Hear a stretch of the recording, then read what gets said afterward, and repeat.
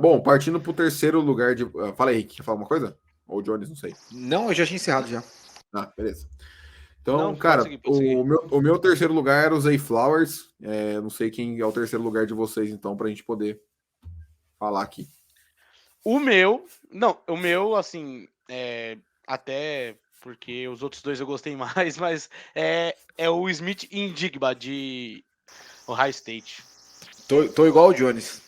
Então, fechou. Vamos falar do Indigba.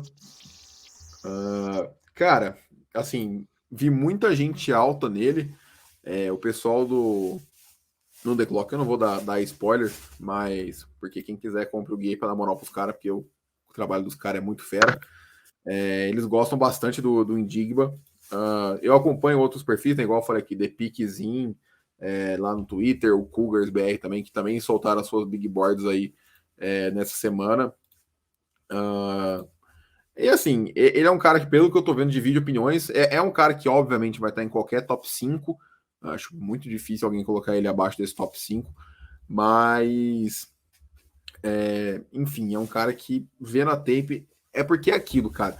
Como eu não sou um cara que acompanha o college, eu chego para ver a tape ouvindo muita coisa que os analistas estão falando antes de eu chegar para assistir a tape. Eu já vou ouvindo alguma coisa para chegar com algum embasamento aqui no podcast, né, além do que eu vou ver.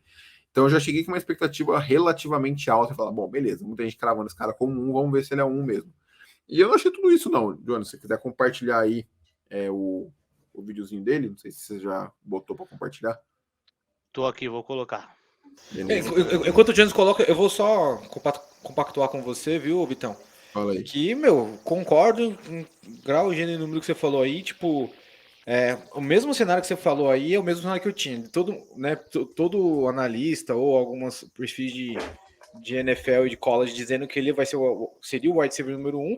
Então eu já fui com essa expectativa alta e quando eu pego a tape pra ver, ele é um wide receiver de slot. Eu falei, caramba, como assim? Um wide receiver de slot é o wide receiver número 1 da classe? Não é possível. Assim, tá certo que ele dividiu o campo com bons jogadores, né? Que não como o Olave, que tá nos nossos rivais agora aí. Garrett Wilson. Isso. É, Mas esse, mesmo assim. esse ano com o Marvin Harrison Jr. Então, mas mesmo assim ele continuou sendo de slot. Mesmo quando os dois saíram, ele continuou sendo de slot. Então, cara, eu falei, poxa, o wide receiver do mundo é de slot. E eu acho, assim, para mim, ele sendo draftado na NFL, independente do time que ele for, eu acho que ele tem que manter do slot, porque ele faz bem esse papel de slot aí, tá bem claro. Eu quando penso no wide receiver número 1, penso num cara que é o cara da beirada, é o cara que pega a bola contestada, é o cara que faz falta bem. E não foi muito bem que eu vi nele assim, sabe? Tipo, o Rise de slot, cara, é o cara que tá ali. É a segunda leitura do quarterback, muitas vezes, né? Segunda, terceira, enfim. Então, poxa, eu não colocaria ele aqui como top 1, como todo mundo colocou, mas vamos ver o que o Jones tem pra falar também dele, já que ele ficou em terceiro que nem eu.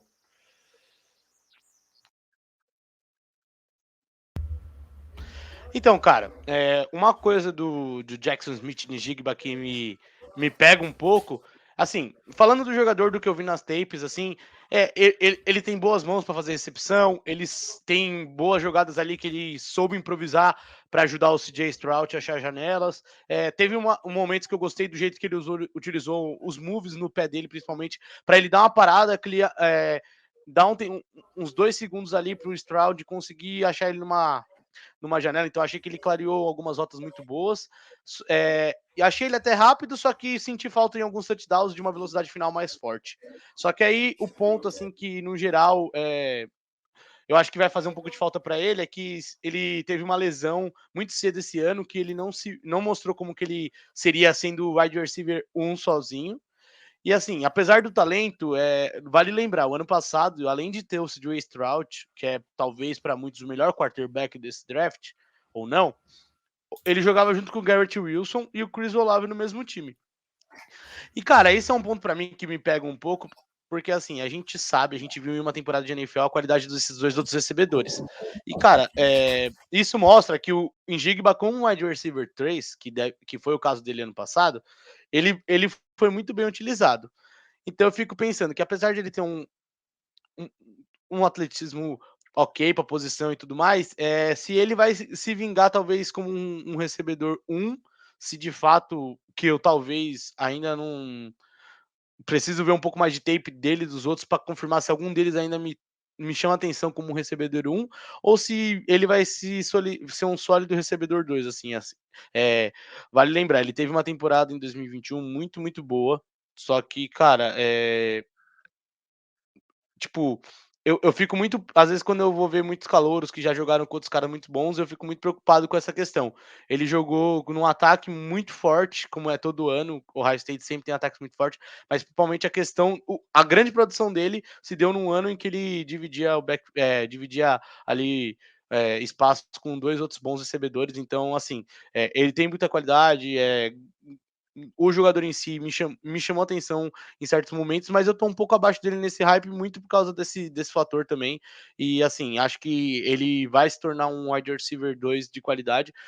Não vejo, posso estar me equivocando, mas não vejo ele talvez chegando a ser um wide receiver 1 nesse primeiro momento. Pode ser que no futuro ele até chegue nesse status, mas acho que ele, dependendo do time que der um encaixe assim, eu já vi até amigos meus em mocks colocando eles pros Falcons, eu acho que eu não queria isso na 8 de jeito nenhum, e é isso, enfim, acho que esse é meu ponto, gostei de algumas coisas que vi, mas no geral, o meu pé atrás com ele vai realmente muito por causa desse melhor momento dele ter sido cercado de muitos, muitos talentos, o que acaba ajudando ele no geral.